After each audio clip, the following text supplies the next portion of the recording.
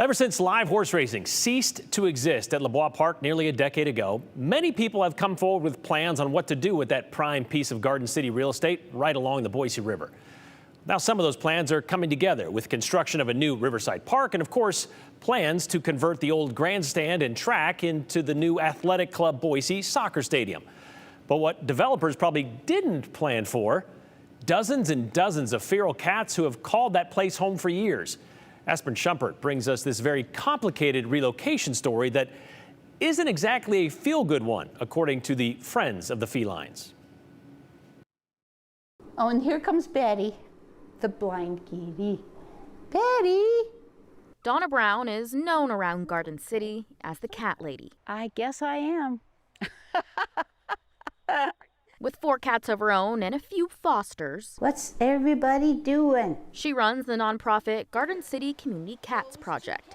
That's helped hundreds of free-roaming cats get spayed and neutered and gets the cats food. They've been left, or they've been brought to Garden City and dumped, or all kinds of different scenarios. She says the city is known for its large feral cat population. It's Kitty City. I know where the cats are. I just started to solve a problem. Now she works with about 45 other caretakers within the city that are feeding the free-roaming cats and trapping them to get neutered when a new one arrives. Whatever you need will do for you to get these cats fixed. If you need them driven up there, we will. If you need foster, we'll find it. But one colony has found a home in a spot you might not expect to find dozens of cats in. Oh, it's perfect. Inside the old horse racetrack stadium at the Western Idaho Fairgrounds. The cats live in the stadium. They live in the walls of the stadium, and they could keep warm and they could keep cool. The cats were once barn cats serving a purpose, and when the tracks closed, the cats stayed. And for 10 years, a small group of about 4 volunteers feed these cats every night and watch over the longtime colony. The point is that they haven't multiplied. Carol Stevenson is one of the volunteers and caretakers that Donna gives about 120 pounds of cat food each month. You know, I suppose cats are my favorite. Stevenson says when they started, the colony had about 200 cats. Now it's down to about 50 to 60 cats. And the difference is remarkable. For a decade, these volunteers had a key to the stadium and would feed the cats nightly in different spots. They know my car. The minute the car drives up, usually they all come running out here.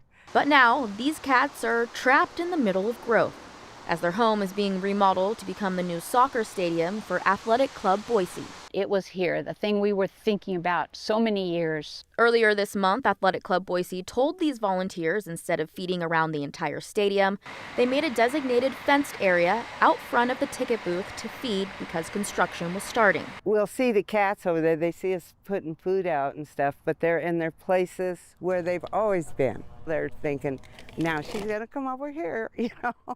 And then we feel so bad driving off because they're all looking like, she forgot to feed us. We've all become attached to the kitties. You know, a lot of them have names, you know.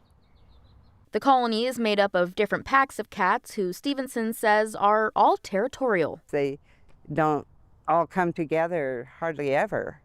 And that's what they're asking them to do here. Now during feeding time, Stevenson says she hardly sees any cats come out to eat. She thinks many are scared to come in the fenced area with the black screen around it. On this side, the food gets all eaten up a lot more than over on that side because they know that they can turn around and run out if they have to. Now the group is making plans to trap and relocate the 60 cats to a farm in Eagle as a temporary home. They've been asked to have the cats moved out by the end of September. That's what their demand is, but it's unrealistic. Volunteers say there's a big chance they won't be able to trap them all. The last few that you get at any colony are always the smartest ones and the most trap-shy ones. And although they're working to get them out, their dream is for the cats to stay. They should have an enclosure right on their property for these cats.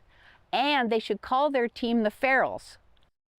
Additionally, the soccer club and the fairgrounds built a fenced-off area on the edge of the racetrack where the volunteers could trap and relocate the cats. But the volunteers say the fairground won't allow them to use this enclosure until after the fair in August is over.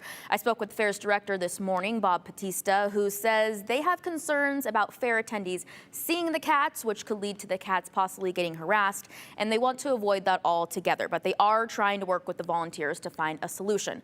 Volunteers have started trying to trap the cats in the feeding area. That will start tonight, but are worried they won't be able to trap all the cats by the end of the summer. In a statement to KTVB this afternoon, the soccer club tells me they share the same goal of the well-being of the cats being the priority. And if timing becomes an issue, they'll continue to work together with the volunteers to get the cats safely relocated, Brian.